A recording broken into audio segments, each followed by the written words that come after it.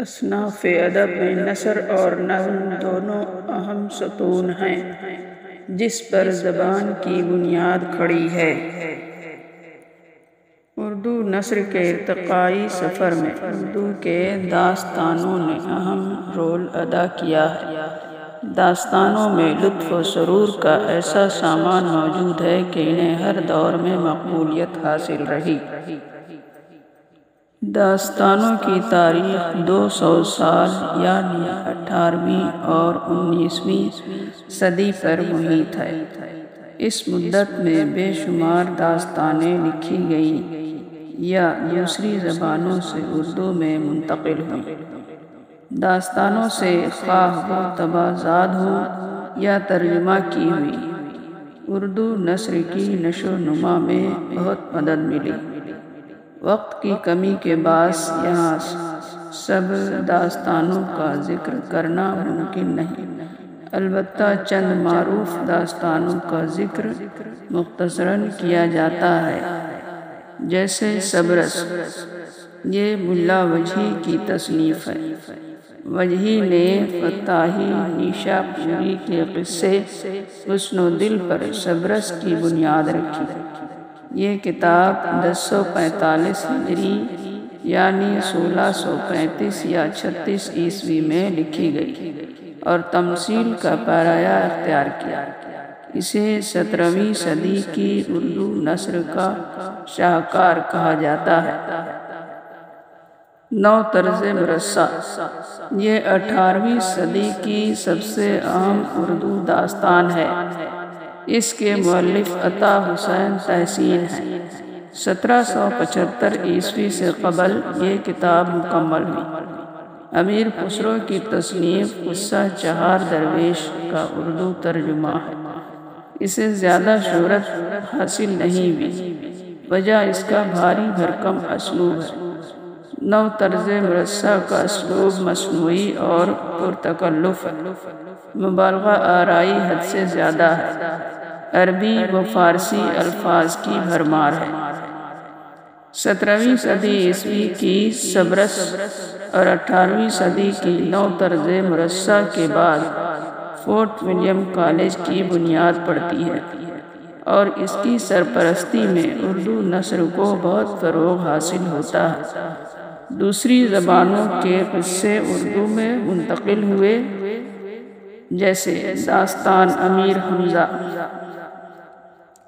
اس داستان کے بارے میں مشہور ہے کہ اس کی اصل عربی ہے، یعنی یہ پہلے عربی میں لکھی گئی، لیکن یہ غلط ہے۔ سچ تو یہ ہے کہ یہ داستان فارسی میں لکھی گئی۔ امیر حمزہ اور مقبل کے نام عربی سے مستعار ہیں۔ اس میں امیر حمزہ کے فتوحات کا بیان نہیں، بلکہ حمزہ بن عبداللہ کی مہمات کا ذکر ہے۔ بقول سنبل نگار، یہ شخص 9ویں صدی کا ہے اور خلیفہ ہارون الرشید کے زمانے میں اس نے بہادرانہ کارنامے انجام دیے۔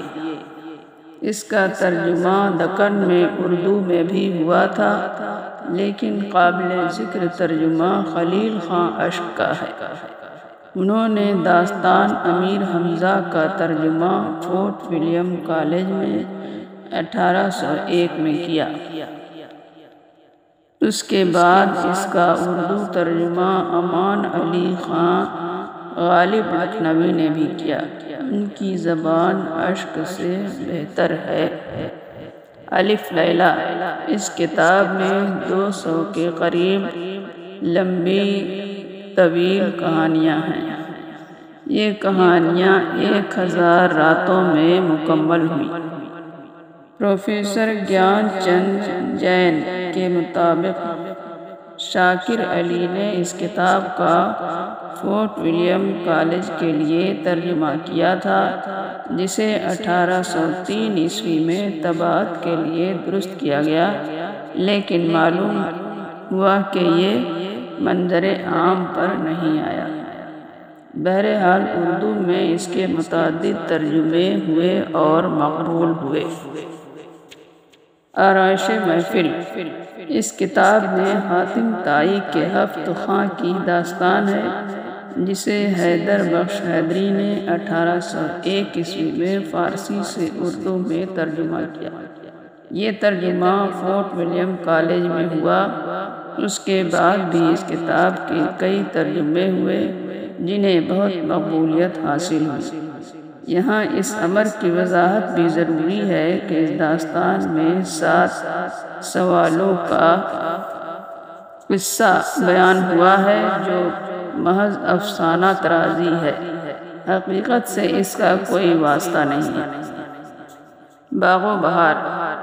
یہ کتاب امیر خسرو کی قصہ چہار درویش کا اردو ترجمہ ہے۔ اس کے مترجم میر امن دہلوی ہیں۔ یہ فورٹ ولیم کالج کی مشہور و مقبول داستان ہے۔ باغ و بہار سے قبل تحسین نے نو طرز مرصع میں اس قصہ